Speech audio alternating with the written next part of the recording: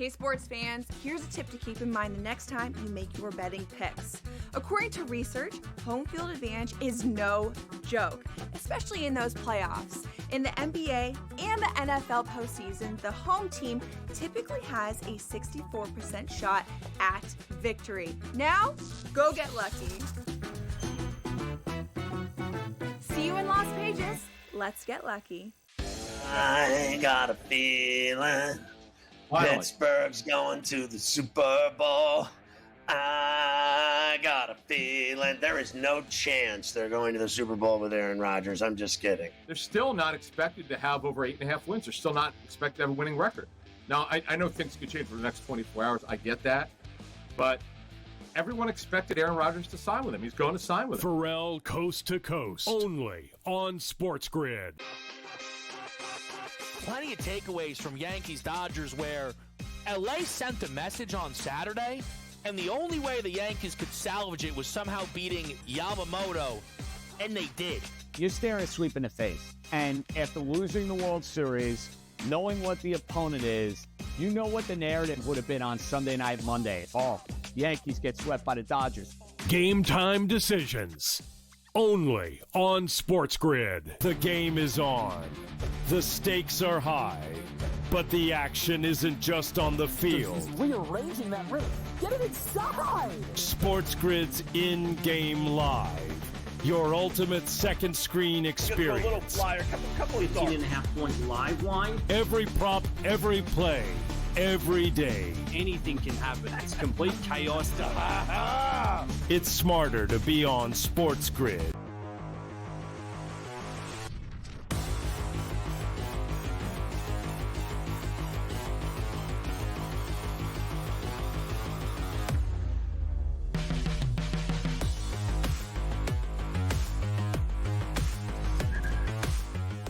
Hey, what's up, everybody, and welcome in. This is FST. It's Fantasy Sports Today. My name is Matt Stryker, and I am excited for this edition of FST because joining me is the one and only George Kurtz.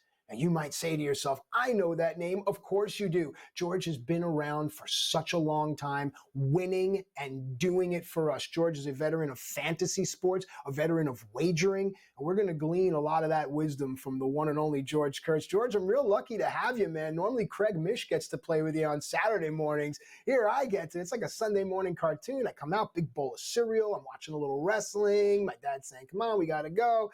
That was my Saturday and Sunday morning, but This is special, my man. Welcome to FST Sunday.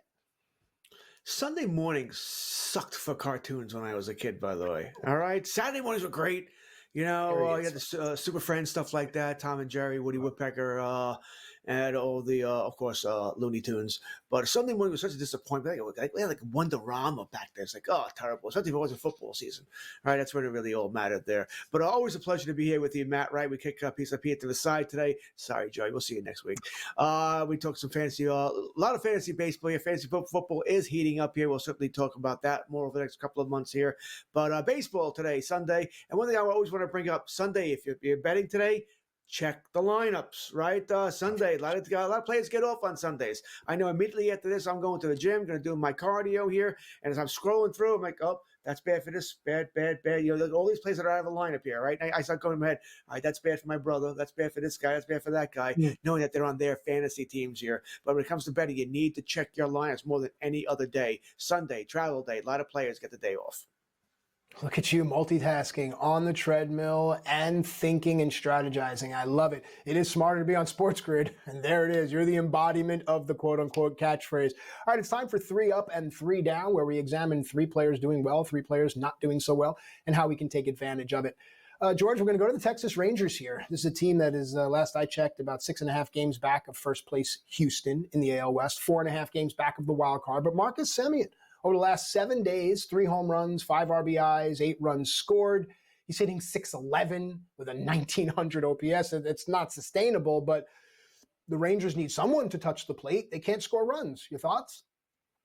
Touch the plate. They need someone to touch a base, right? Get some hits here. I mean, It's a shame, Matt. This pitching's been so good for them. I know they lost Nathan Eovaldi to injury there, right? But Amale's been fantastic. DeGrom is the DeGrom of old. He was 10 straight starts now with 2 or less earned runs here. He looks fantastic. And no, I don't think he's going to get traded at the deadline, by the way. People have been bringing that up. I don't know if anybody's going to eat that contract or if Texas will be willing to eat enough of it to get a worthwhile prospect return here. But we'll see here over the next 7 weeks here.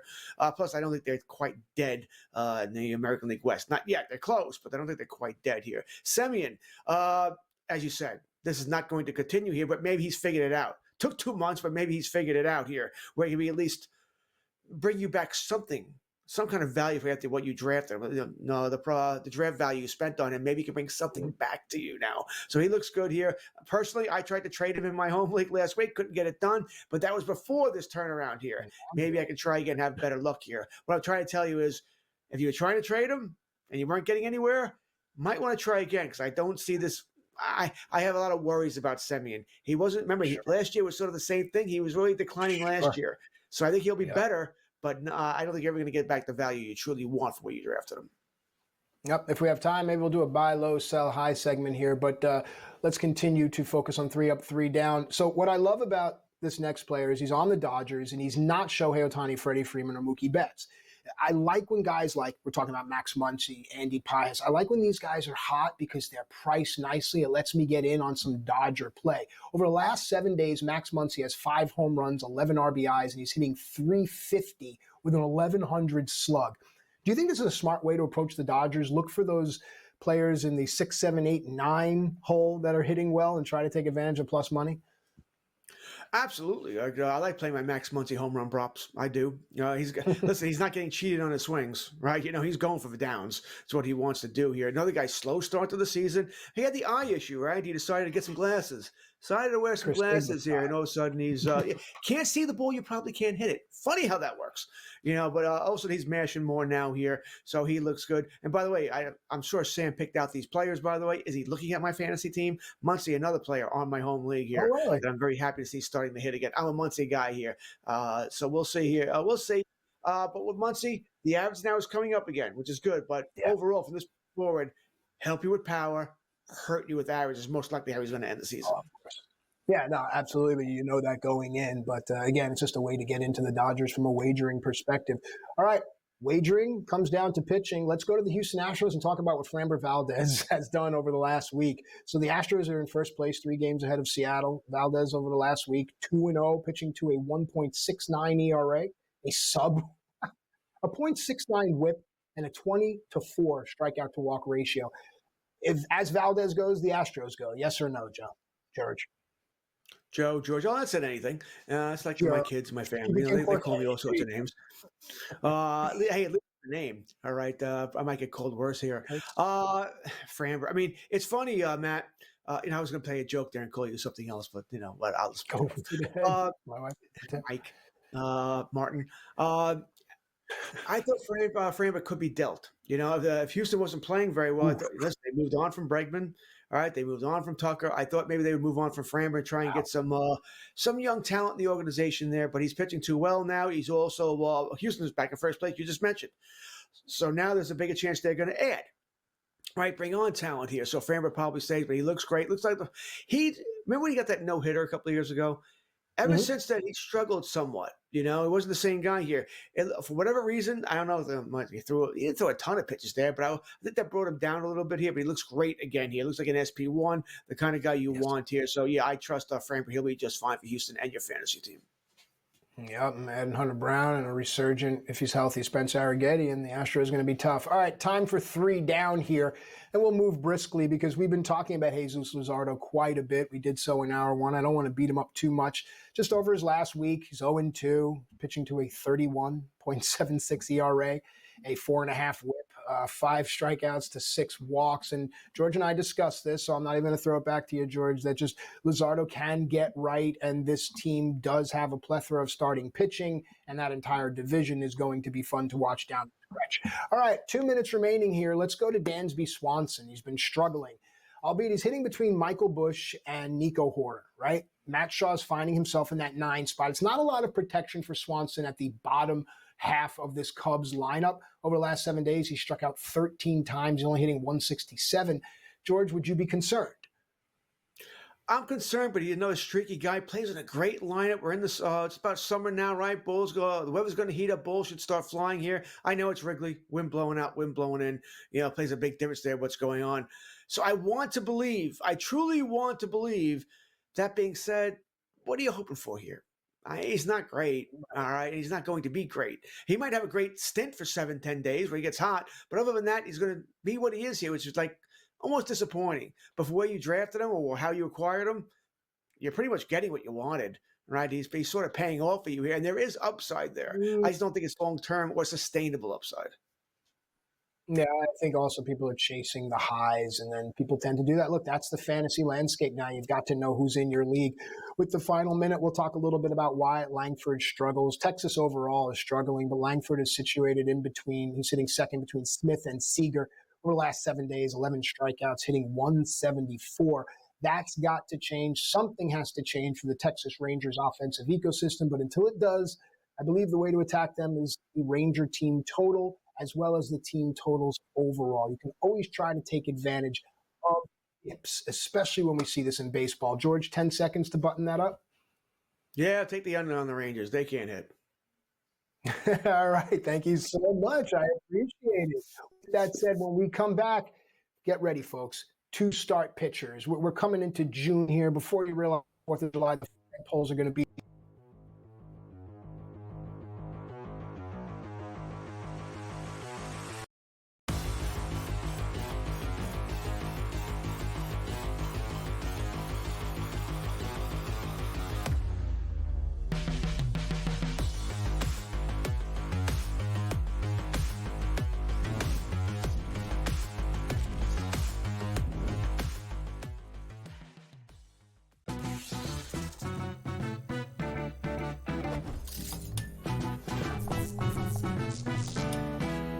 Hey sports fans, here's a tip to keep in mind the next time you make your betting picks.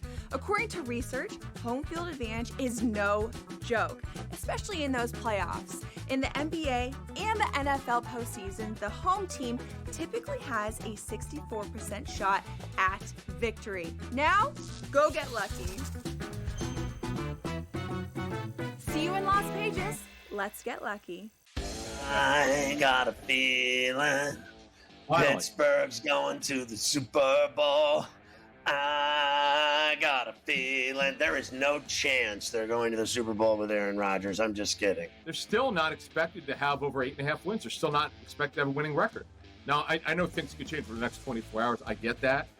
But everyone expected Aaron Rodgers to sign with him. He's going to sign with him. Pharrell Coast to Coast. Only on SportsGrid. Plenty of takeaways from Yankees-Dodgers where LA sent a message on Saturday, and the only way the Yankees could salvage it was somehow beating Yamamoto, and they did. You're staring a sweep in the face. And after losing the World Series, knowing what the opponent is, you know what the narrative would have been on Sunday night, Monday. Oh, the Yankees get swept by the Dodgers. Game time decisions. Only on SportsGrid. The game is on. The stakes are high. But the action isn't just on the field. He's rearranging that roof. Get it inside! SportsGrid's in-game live. Your ultimate second screen experience. A little flyer, couple of 15.5 point live line. Every prop, every play, every day. Anything can happen. It's complete chaos. It's smarter to be on SportsGrid.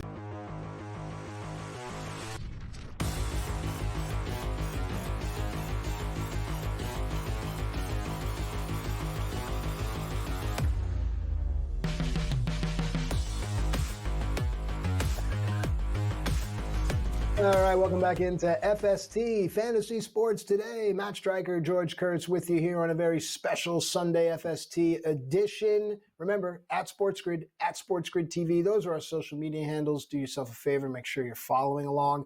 That way you can read all this information and then you can regurgitate it to your friends and then they'll be like, oh my gosh, you're so smart. And you'll know that it's smarter to be on SportsGrid.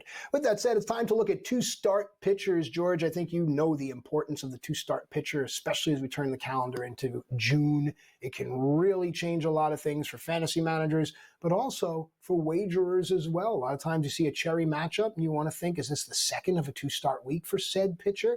So let's have these conversations. We're going to start with you say, I only pitch when I want to. All right, you say Kikuchi. He has Jeffrey Springs in the Athletics, and then he travels to lovely Baltimore. If you've ever been around the ballpark's beautiful, but the surrounding area, and not so much, has Cade Povich. The stat on Kikuchi I want to bring forward is that he's walked at least 4 in 4 straight starts. Maybe there's the prop right there. Georgie, in on Kikuchi for a 2-start week. More than likely, right? If he's on your roster, you're not starting him this week. Why is he on your roster? So the question really becomes, more if he's on the waiver, why are you going to go? Well, once again, why is he on your roster? I mean, Athletics and Baltimore, okay, we're not talking the Rockies and the White Sox here, but we're still, hey, you're starting him against there. Kikuchi, 13 starts this season. He's only allowed more than 3 earned runs in 2 of them. All right, then that hasn't happened since April 26th. All right, right. So he's been solid. All right, yeah, 0 point. I mean, I don't know what else you'd want here. Could wins be tough to come by? Sure, the offense can be shut down at times, but it's a decent offense with Trout, Nito, Ward, Hope. So yeah, I'm starting him this week with confidence. No, but hey, you're not going pitching in Sacramento. I'd feel differently if he was. By the way, I probably wouldn't go that direction against the Athletics Sacramento, but it's at home. All right, Baltimore on the road. Okay, is what it is here. I don't love it, but I don't hate it either. So yes, I'm on board the Kikuchi train this week. Yeah, and also I want to look at handedness. Anytime you have a lefty going, I always want to see how the opposing team does against left-handed pitching. It's just another bit of information for you. All right, let's move on here. The Philadelphia Phillies, we have beaten the dead horse of Jesus Luzardo not being there, so let's pick up the thoroughbred of Mick Abel being there. He's got Matthew Boyd and the Cubs offense, and then he has Jose Barrios and the Blue Jays offense. Just a note here on Abel, he's gone at least 5 in both of his major league starts. George? Boy, these are not 2 teams I'm dying to face against there. That being said, all right, the Cubs are the Cubs. What are you going to do? It doesn't matter where you face them. They can score runs. We know that here. Toronto on the road is not the same as Toronto at home. Okay, they hit at home. They don't seem to hit on the road. We all mentioned they played Texas. They barely could score a run last week. So I feel a little bit better about this. Now, I'm an able guy. I like him. He's a guy I want and I want to go with. Your other worry here is that, well, Phillies aren't hitting right now at all, right? I mean, they're not. They're struggling right now. They're going through it's a long baseball season. Every team goes through this where they don't play well for 6, 7, 8, 9 games, whatever it might be here. And Philadelphia is going through it right now. That being said, like I said, I like the kid. I'm going to ride with it. But for his 2-start week, I wish the Phillies were playing better, and I wish the Cubs weren't involved here. But I'm going to ride it. All right, wishes and hopes. All right, let's stay with another kid here. The Minnesota Twins have their own pitching problems with Pablo Lopez hitting the IL for an extended stint, but they're excited about David Festa and this young man, Zebby Matthews. Zebby has 2 starts this week, one against Texas, against to be announced. Now, Texas has scored the 4th fewest runs in the league, so you like that. But then he's at Houston and Ryan Gusto. So do you like that matchup?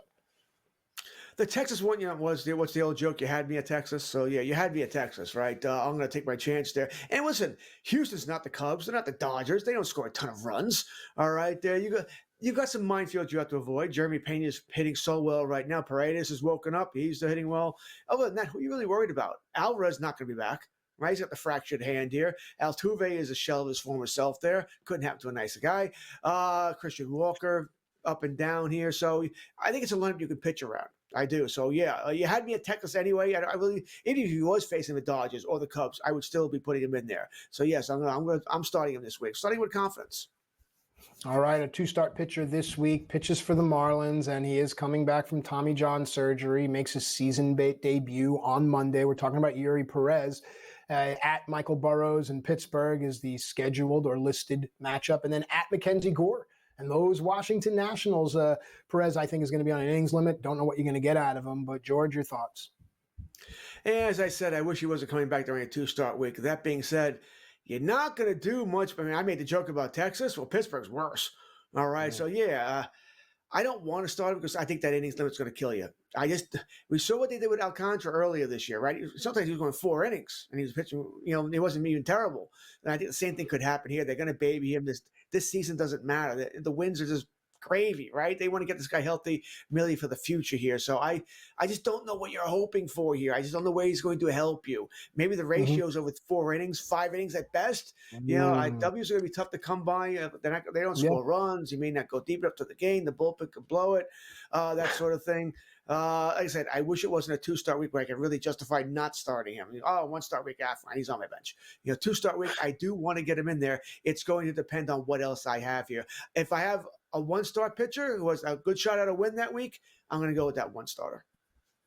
All right, now I'll just walk you through my brain here. I want to be in on Perez because I know he's dynamic. So I want to look at the top of the orders of both of these teams because the first 3 is what's exciting. I like the matchup against Pittsburgh, but the top of that Nationals order could be a little dangerous. They're scarier to me, the top half of that order, as they are to Pittsburgh. And depending on where I am as a wager and what my bankroll is and what the prices are, that's where I want to land here. The prices on a guy like Perez coming off of Tommy John surgery and debuting, you have to see if the book catches up. So start to look at the price and let that be the driving indicator as opposed to, man, I really want to be in on him. Man, I really think he can hit this. The price is what's going to tell you if the book knows or not. That's what we're trying to do here. That's why it's smart to be on SportsGrid. And I think George will agree. When we come back, we'll talk more about how to take advantage of the economic landscape, the way things are, how the book prices something, how if someone drops someone, things like that. We need to take advantage of it. It isn't always about capitalizing it. Sometimes the best move is no move at all. We're going to have more wisdom like this when we talk to the sage George Kurtz on the other side of the break. We're going to look at 2 of the most dropped players in the league and how we can take advantage of that when FST returns after this.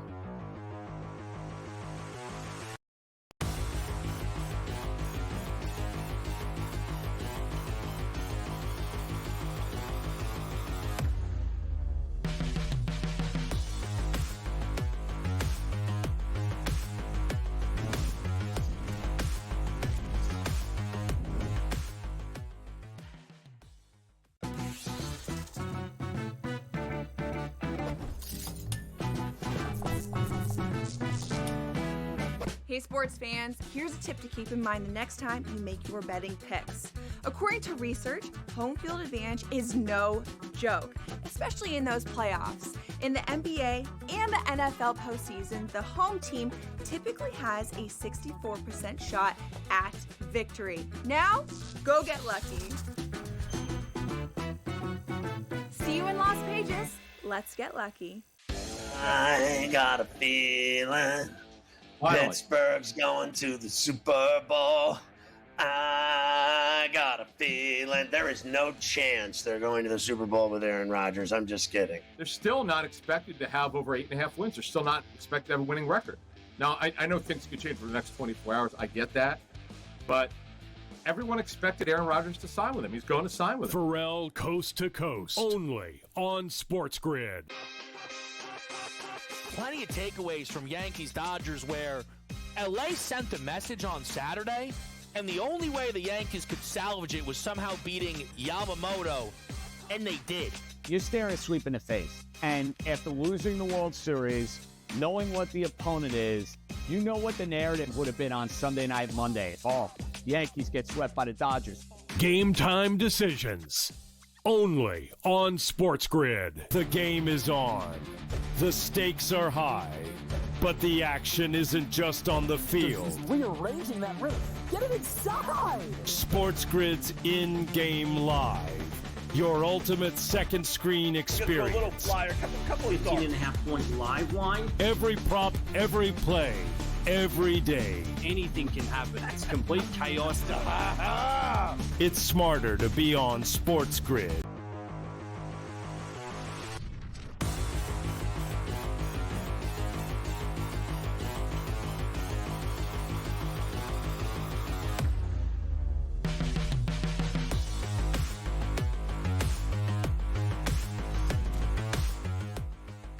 All right, welcome back into FST Fantasy Sports. Today, a very special edition. Matt Stryker joined by the one and only George Kurtz. George normally tag teams up with Craig Mish. They are the Saturday team, but here I needed a partner. There was no one on the apron. I reached my hand up, and out from the curtain the music hit, and here came George.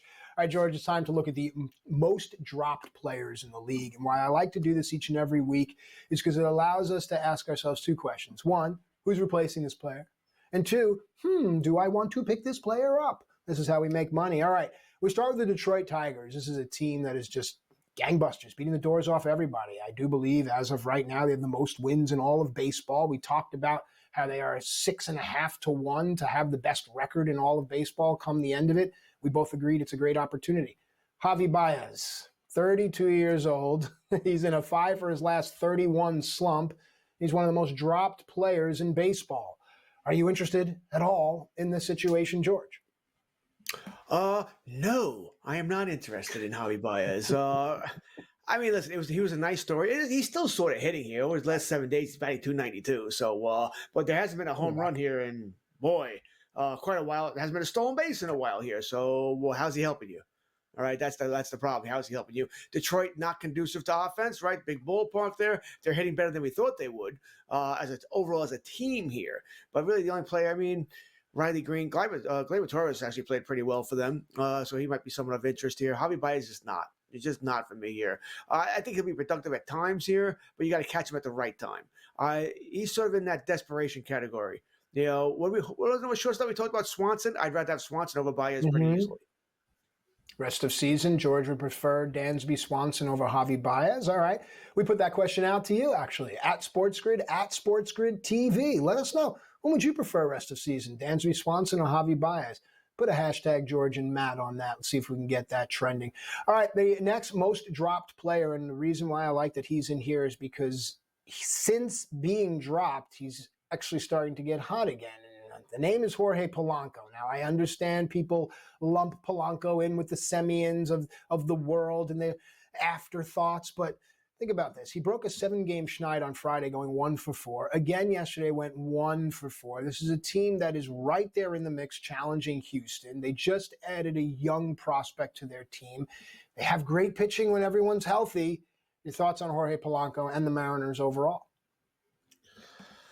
I mean, once again, you're talking about a ballpark that's not conducive to hitting, right? It's a bunch of pitchers ballpark here, so it's going to be tough to put up numbers there anyway. Mariners have probably hit as a team better than we expected overall this season.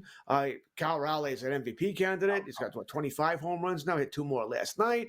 Julio Rodriguez got off to a faster start this year than he usually does. Usually he starts to hit about now. Right, but he's been really productive since day one here. Mentioned earlier in the show, by the way, Rodriguez looks to be fine after getting hit by a line drive last night, so probably won't start today, but I wouldn't panic too much if I'm a fantasy owner.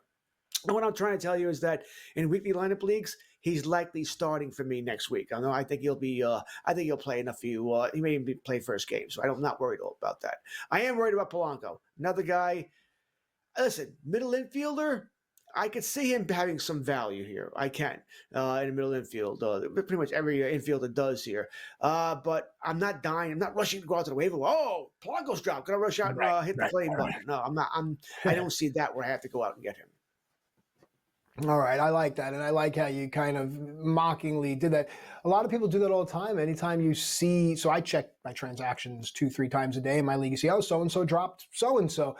You have to resist that urge to rush just to be there, just to be a part of it. So I like that you did that there. All right, George, on the other side of the break, we're going to do a little buy low, sell high. But with the time that we have here, I want to pick your brain on just your fantasy strategy at this point in the season. Come June, as a fantasy manager with all your experience, how inclined are you to trade?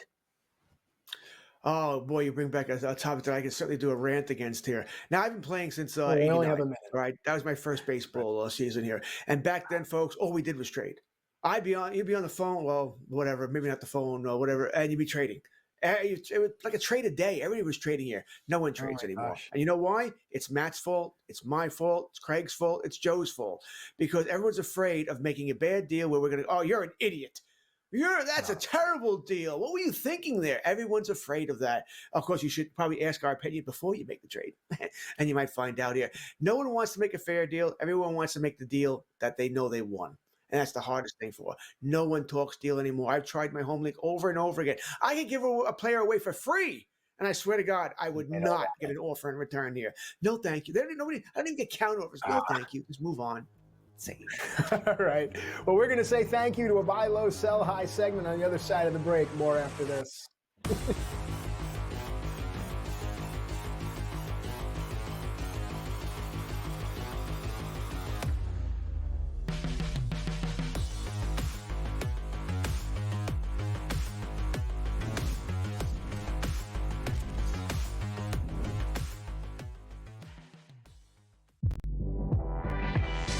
It'll be interesting to see what the Knicks do, but the Knicks are at a point now where they don't have to blow it up. They may still do so, and they have a right to do so, but with trading the 4 first-round picks and the pick swap for Mikal Bridges, the Knicks don't have a lot of room in regards to actual picks to throw at people. Betting above the rim, only on SportsGrid. No one is going to pick Indiana. No one's going to pick Indiana to make it close, honestly. Like, you could get tremendous odds if you pick OKC in 7. I think that taking the series over 5.5 games, the last 2 NBA Finals series ended in 5. I think this one goes 6. I think the Thunder will get the job done, but I think the Pacers are just too strong of a team and too talented of a team and too deep of a team to lose in 5 or fewer games. Newswire, only on SportsGrid. The Knicks really got past that playoff dragon for them that really stood in their way.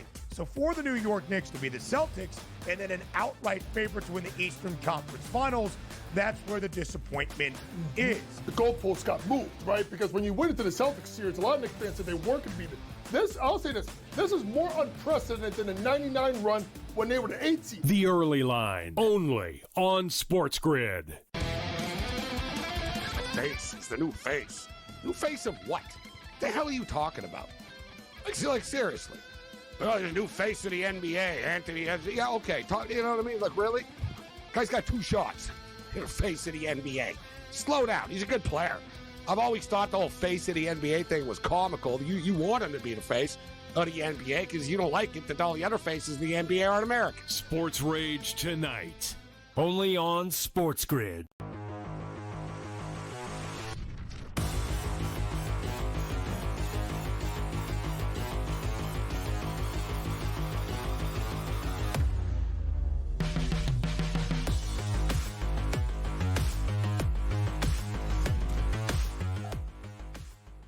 All right, welcome back into FST Fantasy Sports today. Matt Stryker and the one and only George Kurtz joining us here on a special Sunday FST. That's why it's smarter to be on SportsGrid. George was telling us during one of the breaks that he started playing fantasy sports in 1989. Think of all of the wisdom, all of the experience. Make the ageism jokes that you want. But at the end of the day, when it all goes to pot, the world is going to come and tug on the experienced guy or girl's sleeve, and they're going to say, please show me the way. And that's what we're collectively doing here. It's time for buy low, sell high. Now, right before we came back on the air, George and I were talking about how the parity of the league is pretty much established by June, save for a few anomalies here or there. But as a bettor, as a wagerer, first thing I do is wake up and say, all right, who's playing the White Sox? Who's playing Miami? Who's playing Colorado? And George is like, yeah, that's not going to change for a while.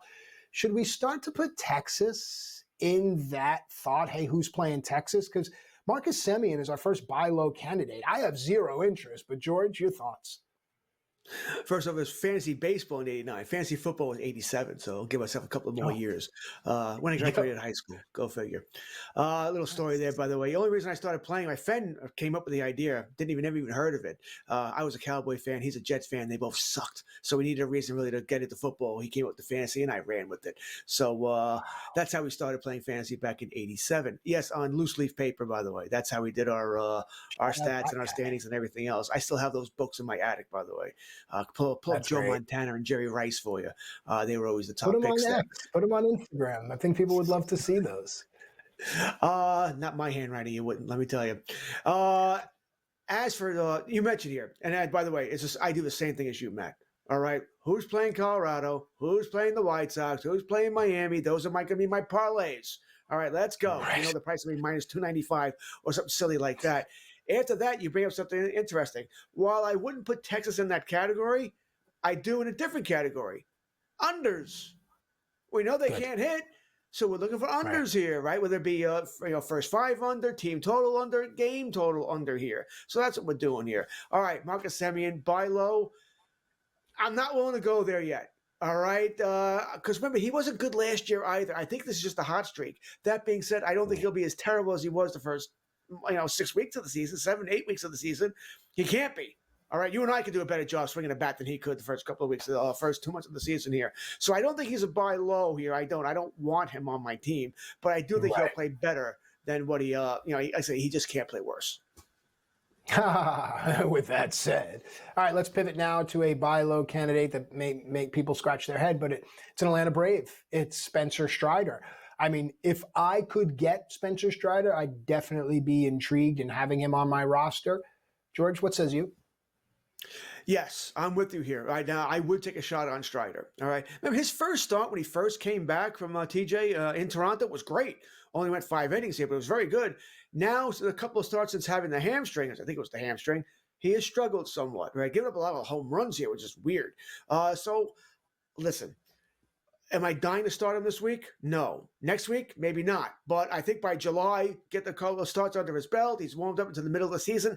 I think he'll be fine. I think he's going to get better and better and better as the season rolls along here. So, yes, I will buy. If someone's selling on Spencer Strider, I will buy. It's 80 cents on a dollar.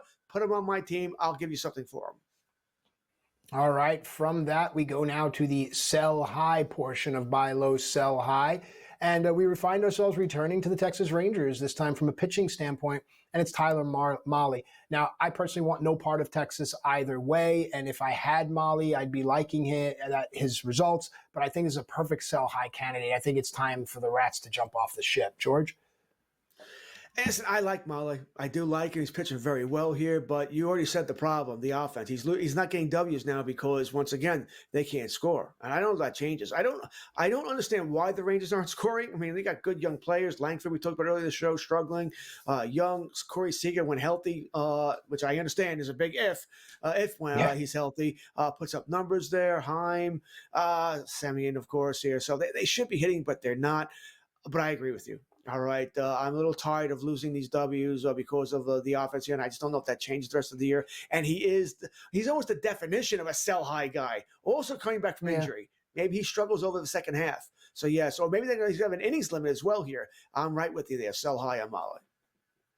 All right, and the final sell-high candidate for this portion of FST with Matt and George, a very special edition, is Yusei Kikuchi. Now, we talked a little bit about Kikuchi. We talked about how his ERA is 3.23, I believe. But his control and his command, he's walked at least 4 guys in each of his last 4 starts. And that's a prop maybe I'd be looking at, is his walks prop. But to sell high on Yusei Kikuchi, I think this is part of a bundle deal. Do you foresee a 1-to-1 trade with Yusei Kikuchi? And if so, with whom? Well, if you're going for a 1-for-1 trade here, what you're selling is the 2-start week, right? Because you got to trade in the next, I don't know when the first game is tomorrow. If you had 33 hours, so you got 33 hours to make a deal here, right? Because you're selling the 2-start week probably to a struggling team that needs to win now. Maybe they need to gain some points in the standings. If it's a head-to-head league, maybe they need a win now. Hard to say you need a win in June, but you could be that team. What are we in week 11? Maybe you're 4-6, and you want to win a 3-7, something like that. And you need a win here, so that's what you're trying to sell here. Good luck with that. I'm not saying it's going to be successful at all here, but that's what you're trying to sell here. What Matt's talking about is probably the more likely scenario, a package deal. Well, even Kikuchi, probably not the headliner. He's probably a secondary guy here, but something you can work with. Once again, 2-start week. I mentioned the stats before. He's pitched 13, and he's had 13 starts this season. Only 2 starts have been above. He's given up more than 3 earned runs here. Don't bring up Matt's stat there about all the walks over the last 3 games. That's something your opponent's going to do here to try and drive that price down here. But Kikuchi, like I said, overall, he's been pretty solid as a starter here. So you could do worse if you were to acquire him as far as a package. Now, George, overall, you talked about how in the month of June, how back in your day, everyone was trading. Now people are reluctant to trade. Is there anything in your experience, you mentioned you've been playing baseball since '89, football since '87, any trick, tactic that you have used, maybe a little psychobabble that has prodded someone to make a trade? In your experience, what has been successful for you? Generally, don't insult the other team. If I'm listen, Matt, if Matt Stryker is in my league, all right, I'm not going to call you and offer you. Listen, Matt, I'll give you Marcus Semien. You trade me back Duran, Jaron Duran on Boston. It's a lopsided deal. It's idiotic, and there's a good chance Matt's going to go, "You're an idiot," and not even respond back. Because you offered me that deal, I am not even responding back. I am angry. You insulted me. So when I make a deal here, if I'm going to Matt, okay, I look at Matt's team. What do I think you need? All right, if you have Aaron Judge, Mookie Betts, and whatever, you don't need an outfielder. If you have Cal Raleigh, you don't need a catcher. So I'm not going to offer you a catcher and outfielder you do not need here. I'm looking for where your weakness is. All right, either player-wise or standings-wise. If once again you're in a rotisserie league, Matt has no stolen bases. He could really use some bases here. That's where I can get Matt interested, or whoever you trade. Get them interested. Where they, okay, I could actually use that player, and you can work off that. I'm not saying I make my best offer right away because I probably don't. But that being said, I am not insulting you, and I'm giving myself wiggle room. Okay, he's interested now, right? I got him on the hook. Now I can add this other player, a little extra bait here, a little dessert, a little whipped cream to his ice cream sundae here, and we'll try and get a trade going that way. It's tough though, Matt. Like I said, in my league, I offered so many deals here. Most people, no, thank you. They're very polite about it. Oh, no, thank you. And I'm like, great, I get nothing here. I can't even get a nibble on a deal. It's just changed so much over the years. I'm so sorry, but I like what you're saying. Go from a perspective versus perception kind of point of view, and interrogators use that all the time. Put yourself in the other manager's shoes. What do they need as opposed to your own perception? And if all else fails, folks, there's the waiver wire. And that's what we have for you on the other side of the break. We're going to dive into the waiver wire because, as George said, if the trade market isn't out there, if no one's biting, why not just go to the store and get it for yourself? You don't have to rely on anyone else. If you want something done right, you do it yourself because you know that it's smarter to be on SportsGrid. We'll attack the waiver wire when Matt and George return right here on FST.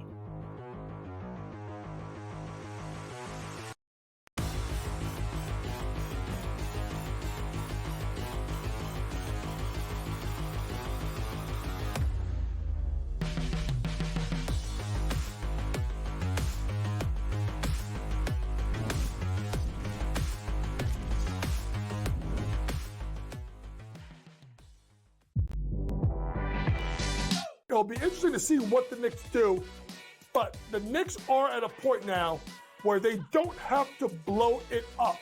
They may still do so, and they have a right to do so, but with trading the 4 first-round picks and the pick swap for Mikal Bridges, the Knicks don't have a lot of room in regards to actual picks to throw at people. Betting above the rim, only on SportsGrid. No one is going to pick Indiana.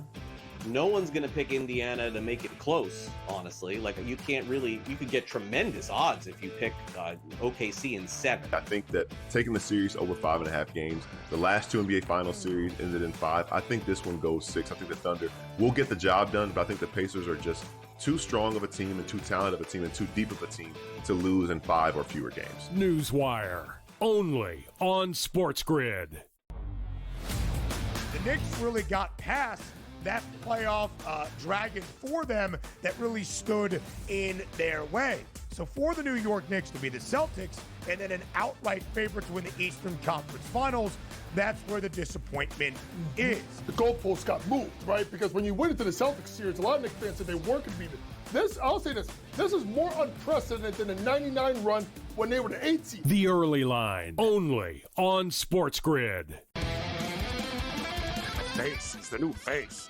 New face of what? The hell are you talking about? Like seriously. Oh, the new face of the NBA, Anthony. Yeah, okay. You know what I mean? Like, really? Guy's got 2 shots. You're the face of the NBA. Slow down. He's a good player. I've always thought the whole face of the NBA thing was comical. You want him to be the face of the NBA because you don't like it that all the other faces of the NBA aren't American. Sports Rage tonight, only on SportsGrid.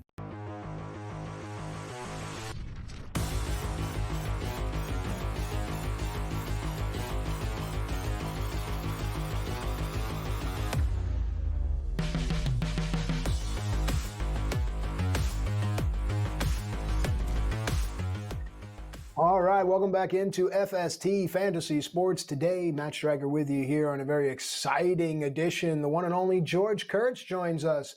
George has been playing fantasy baseball since 1989, fantasy football since 1987, a wagerer, just a man of the world. I love when we have people with such rich life experiences because we can glean wisdom. You're the modern day Solomon.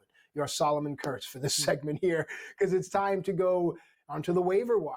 And we were talking about buy low, sell high in a previous segment and how some people are just so reluctant to trade. Well, here's the waiver wire, where you don't have to deal with humanity. You can just deal with machine. That's where we're going now.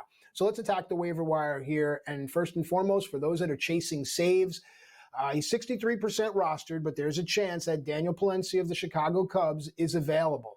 The Cubs are 3 teams at 40 or more wins. He's a closer for a team with a 4-game lead in the National League Central. George, any reason why? I understand there's a committee there for a minute in the Cub bullpen, but now it's clearly Palencia's job. Why wouldn't he be 99% rostered?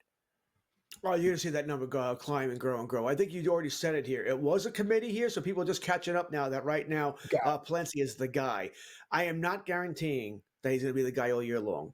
You know, for those who remember back in the day, we did more writing here. I wrote the closer report for us, right? And I wrote it for, I don't know, a decade, whatever it might be. And my first column in March, every year would be the same as I just really copy and paste it.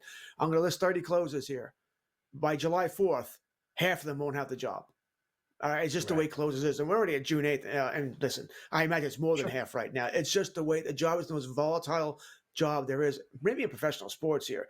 You blow 1 save, fans are unhappy. 2 saves, now the media is going after you. 3 saves, now ownership is going bananas here, right? And you're out. It's really just the way it works here. Keep in mind, if Palencia struggles at all here, I think Presley might get another shot. I also think this is where the Cubs might spend at the deadline, looking for that closer. All right, so that's my biggest worry here. I think he's the job now. Next week, I like it. After that, I guarantee nothing. All right, so we'll see if it goes away here. But yes, he should be higher roster than he is right now. All right, well, this next pitcher here is widely available, only rostered in about 38% of leagues, so 4 out of 10 leagues. So you have a good shot here. George, if I offered you a 33-year-old lefty to turn over your rotation, if I told you that your SP5 is going to be better than a lot of other teams' SP3, you would jump at that, although 33 years old does kind of give you some pause. But we're talking about Ryan Yarbrough for the New York Yankees. As an SP5, he's really helping this team. Boy, if we needed to kill time right here, I could talk about this for quite a while. Yarbrough, for many reasons. Aaron Boone sleeping at the wheel last night really cost the Yankees that game. Yarbrough was terrible here.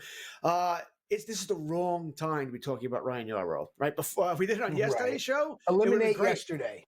Forget yesterday. Forget about last night, right? Last night never happened here. The Yankees didn't lose. Yeah, Yarbrough didn't pitch terrible. Boone wasn't sleeping at the wheel. All right, but he was awful here. So now we're wondering, if the clock struck midnight, turning back into a pumpkin, what's going on here? He faces Boston again, by the way, on Friday, or Saturday, as his next spot here in Fenway Park. No, I can't. I'm not saying he won't come back to being what he was, but I don't want him next week in Fenway. That would sound silly or crazy. Okay. So no, I'm gonna have to stay away here from Yarbrough. And I'll be the first person to tell you, in different shows where we just talk all about gambling, I was betting against Yarbrough a lot, but he was winning. He was pitching great. Remember, he beat Yamamoto last Sunday night in Dodger Stadium to salvage that series for the Yankees. That's why he made the list. It is what it is here, but I don't trust him. I just don't. I'm staying away. Okay. All right. A strong Yankees fan there, giving it to you like he should. Okay, we're going to stay in the American League East and talk about a guy that is third base outfield eligible. And George, the underlying metrics for power are absolutely astonishing for this guy. Home runs in the last 5 of his 7 games. It's Addison Barger, a new name, 34% roster. So he's out there in about 6.5 of 10 leagues. Are you jumping? Yeah, I think you have to right now. Right, I mean, the guy is hitting too many home runs. You probably should have done it. I prefer leagues, by the way, where you can there are waivers at least twice a week, where you're not waiting to Sunday, where everybody knows about the player now, and now the price gets jacked up, because everybody's aware of Barger now. In my home league, by the way, we do waivers every night. Every night waivers runs. And I love that, by the way. I think that's the way it should be here.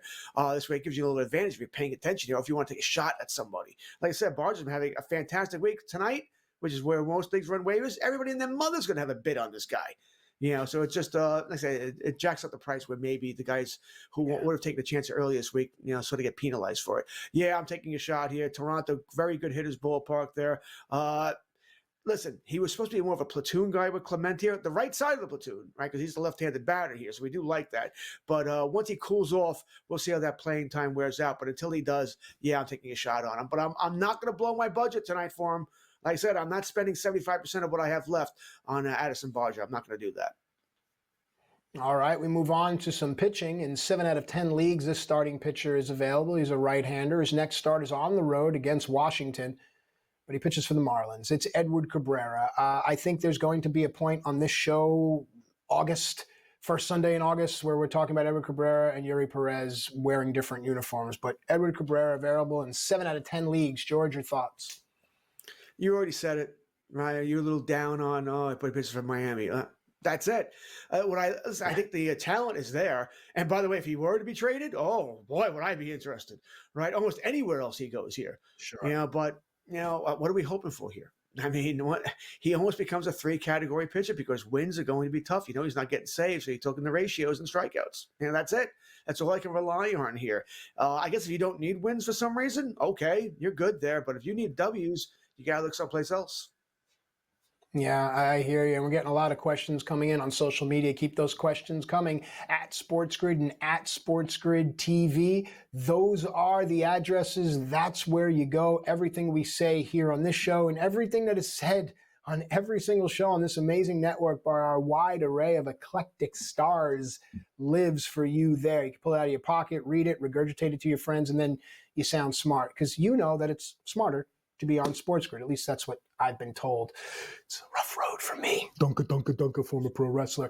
With the time that we have, we want to shout out our buddy Joe Pisapia, who is off coaching his daughter's flag football tournament. Go Storm, Joe, a great guy. He'll be back next week, an even better father and friend. When we come back, we have time for 3 and Out on FST.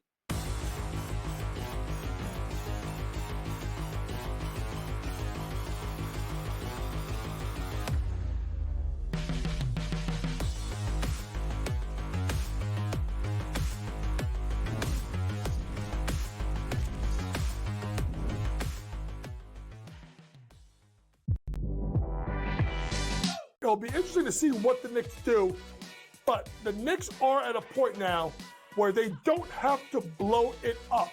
They may still do so, and they have a right to do so, but with trading the 4 first-round picks and the pick swap for Mikal Bridges, the Knicks don't have a lot of room in regards to actual picks to throw at people.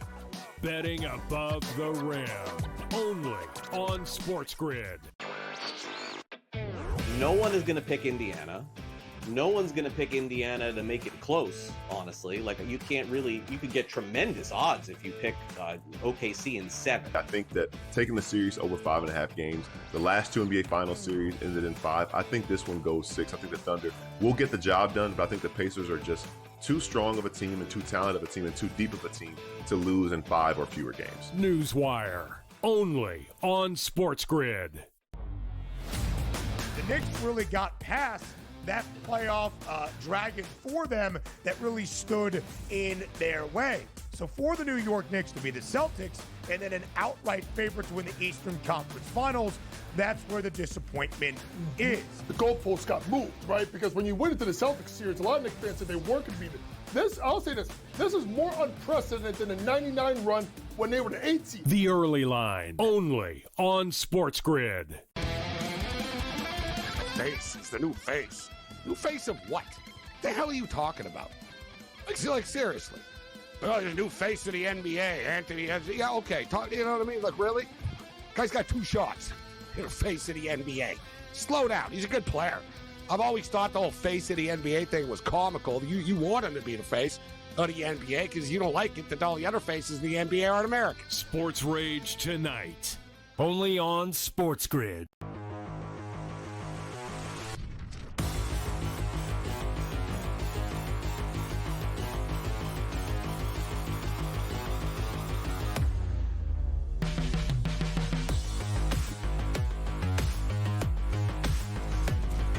All right, welcome back into FST Fantasy Sports today. Matt Stryker with you here on a very special edition because we had the one and only George Kurtz with us. George, of course, a veteran of fantasy and wagering. We spent the last couple of hours just gleaning from George's experience, understanding what he's done, where he's been, the mistakes he's made, the triumphs he's had, and the lessons that he's learned overall. And I think that we're going to take that with us.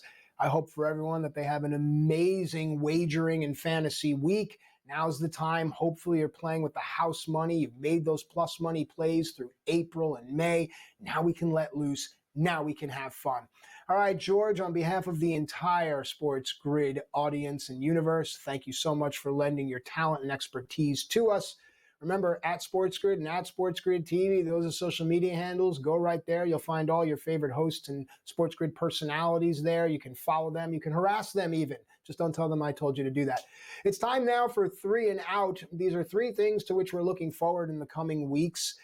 George, I'll let you pick whichever one you like and let your hair down, proverbially, of course. For those on the radio, there's not much there for George. Still a handsome man, though. Think Jason Statham kind of guy. All right, Red Sox, will they make some trades? Will they make room for Roman Anthony? Roman Anthony just hit a grand slam in the minors that would have cleared the outfield wall in the Polo Grounds. Is he ready to come up? If so, what do the Sox do? Yuri Perez is going to debut tomorrow, Monday. What does that mean for the Marlins? We're thinking it's trade bait along with Cabrera, but want to hear from George.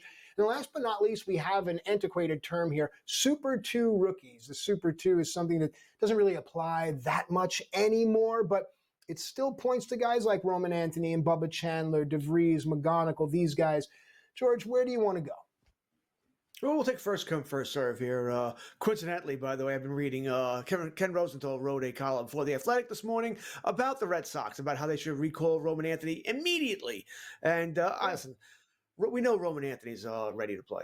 All right, I don't think there's any doubt about that. You can make an argument that the Red Sox have a glut of outfielders as it is, which is true. I mean, Abreu, Rafaela, Duran, all playing great. We heard earlier in the week that the San Diego Padres are interested in Duran.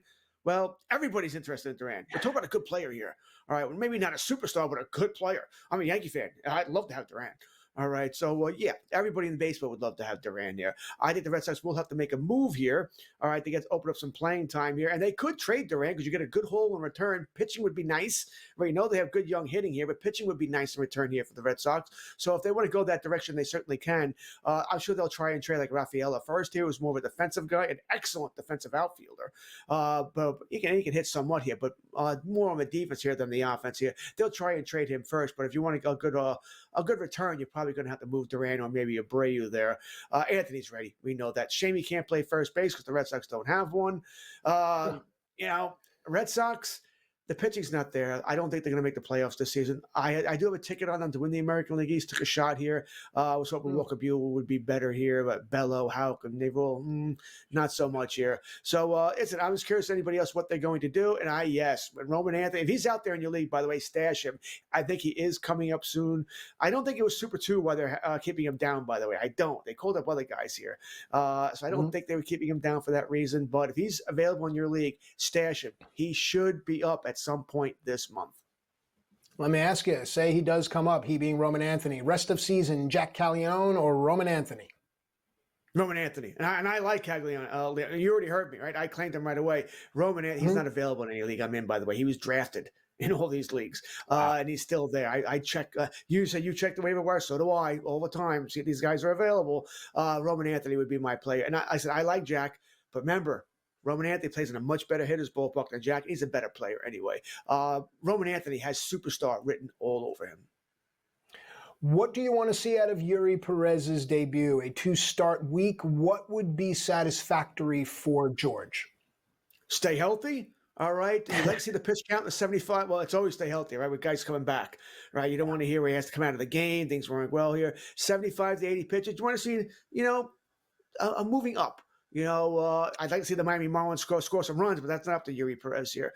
I don't think he gets traded at the deadline, by the way. I think Edward Cabrera could be. I don't think Perez will be here. I don't think the value will quite be there yet. All right. With that said, folks, on behalf of everyone here at SportsGrid, we thank you so much. George, we thank you for your service to this network and to this industry. And remember, weather's getting warmer around the country. Balls are going to be flying out of ballparks. Start to play some overs, start to look at some team totals. Let's have some fun. Stick around. There's more baseball, football, wagering talk, basketball, and hockey as well right here on this great network. We hope each and every one of you are rolling in the plus money. Until next time, my name's Matt. He's George. Thanks to Jake and Sam and Joe and the entire crew. We'll see you next time.